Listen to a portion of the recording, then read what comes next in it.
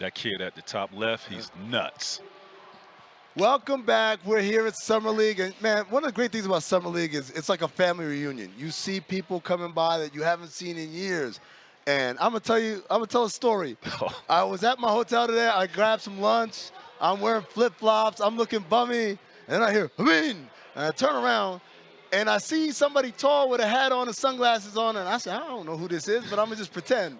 And when I got close, he started talking like, "Oh, it's my guy Matt, Tracy McGrady, Hall of Famer, one of the greatest players to ever play the game. I'm honored to call you my friend. I'm honored to have been at your Hall of Fame party where we surprised you and you Yeah, didn't even know the party yeah, was happening. yeah. And now you are part of, or you're responsible for the OBL. It is a one-on-one basketball league. The finals are being held right here in Vegas, July 15th to the 16th. And so, Mac, I got to start with what interested you in having this kind of league? Well, I think it's a few things that really sparked my interest. Is if you look at the Gen Zers, these guys don't watch long live form content, Right. right? And I have You 16 got and some in your room, 13-year-old in your boys, house, yeah. right, in my own house. And I've Yeah. been trying to get these guys to sit down because they love the game of basketball. They don't want to watch it, though. And they always come to me with these YouTube clips of Mhm. these guys playing basketball on the playground, and these dudes are traveling from city to city, right? So it's 4-on-4, 5-on-5, but then it turns to one-on-one basketball, and I just saw the energy created around it. I was like, hold up, there's a shift going on Right. out here, right? And I want to jump ahead of that curve.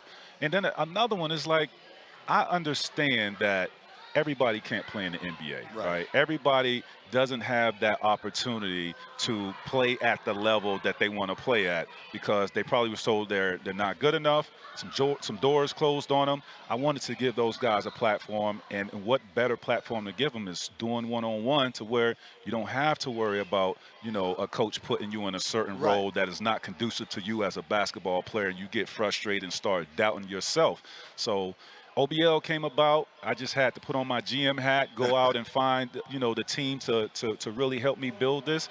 And here we are, man. I think, we call this somewhat of a proof of concept Right. season.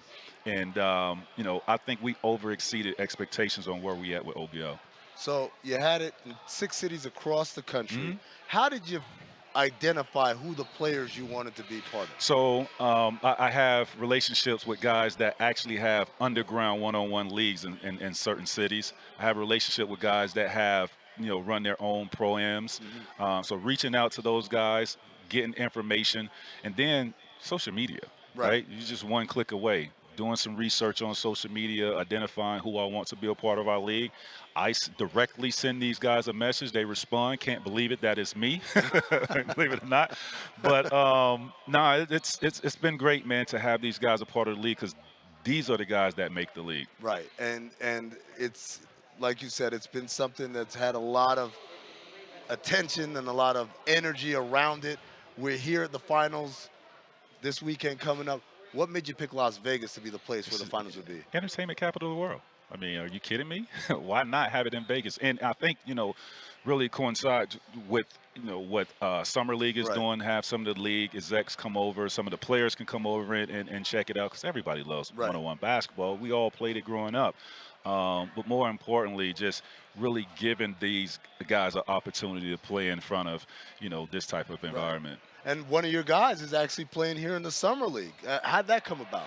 Donovan Mitchell. I'm Donovan Mitchell. Yeah, I was, wow, yeah, yeah, this guy can play. Donovan Williams was my guy from Houston. I trained him a couple times back home. Flew out here to Vegas to watch him. He's done a phenomenal job of getting himself in great shape. His mental is right. And he didn't get drafted, but he got put on the Brooklyn Nets. And, he's out there to showcase what he could do, and hopefully he can make that team. So, all right, let me take a step back and just ask you some questions about young T Mac, which is one of my favorite subjects, because I think you have a weird perception of your own life.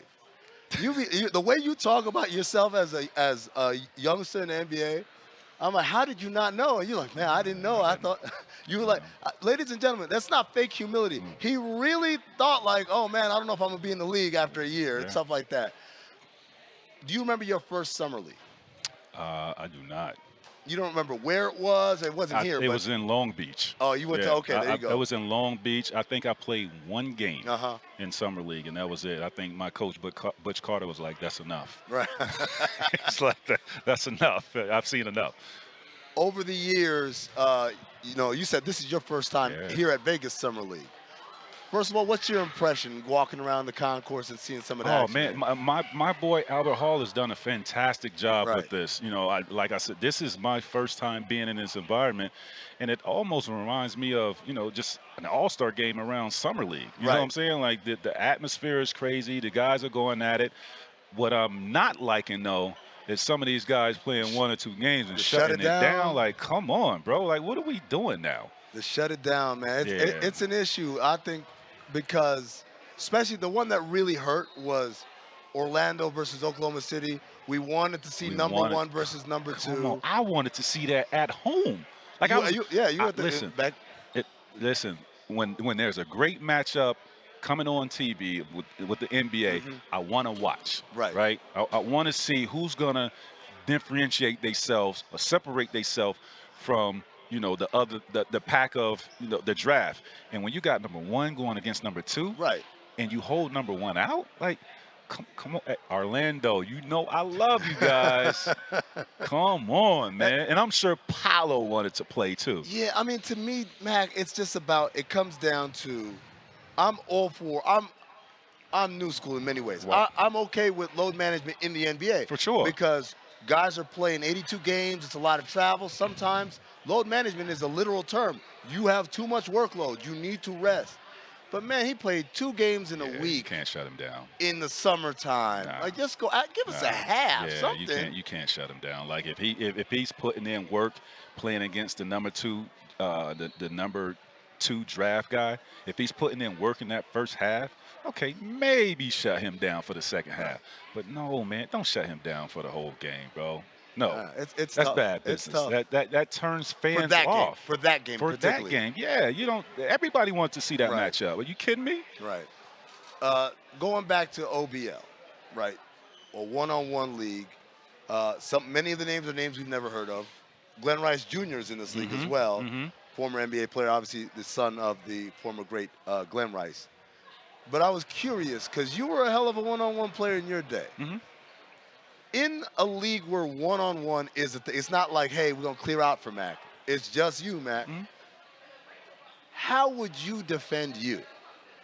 How would you stop you? Because look, if you're watching this and you need us to explain to you what kind of offensive player he was, man, maybe go on YouTube, pause this, go on YouTube, just search T-Mac highlights, 13 and 33, 60-point game, all that stuff. Come back to us, and now. You know what I would have done? Mhm.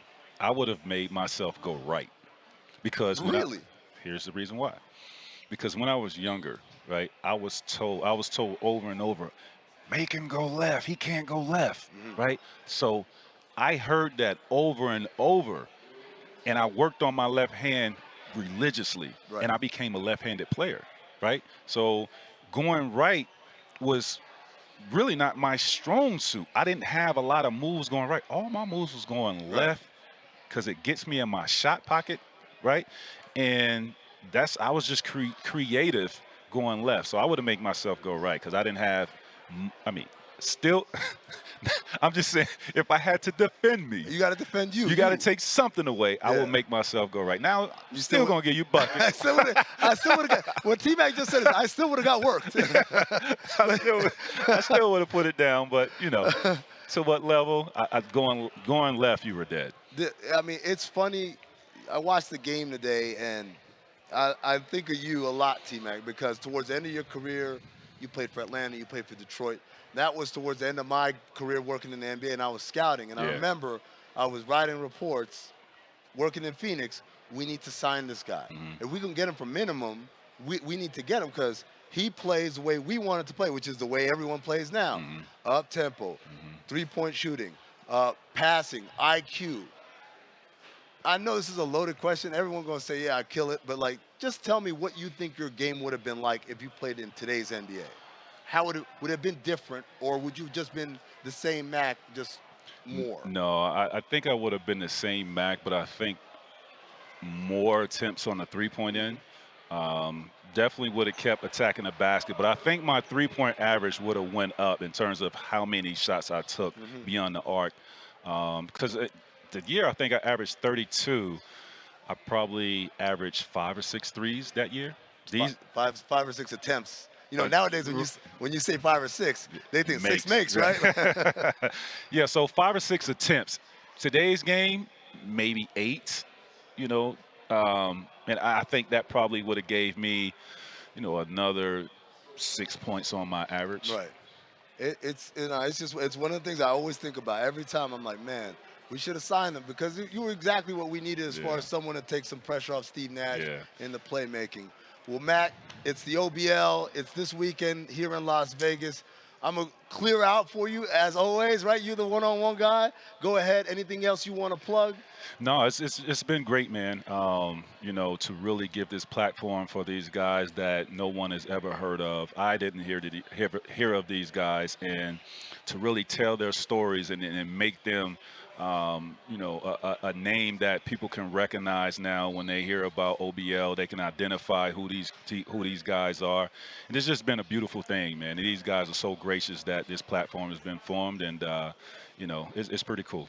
Part of that platform is there's a documentary, as I Yes, understand, sir. coming out. It's coming out On on Showtime. Showtime. Yes, sir. When can we expect that? Well, we still putting it together, so Right, it's what's happening, it's happening in real time. So we'll have that out to the fans, and sooner or later. Tracy McGrady, Appreciate it. the man who once said, I was a skinny basketball player. I was like, after your first year, like, what, your first year? Like, no, in Orlando, I was a skinny player. I'm like, with the vein right here? Hell no, get out of here. Tracy Not the McGrady, vein. ladies and gentlemen. Appreciate it.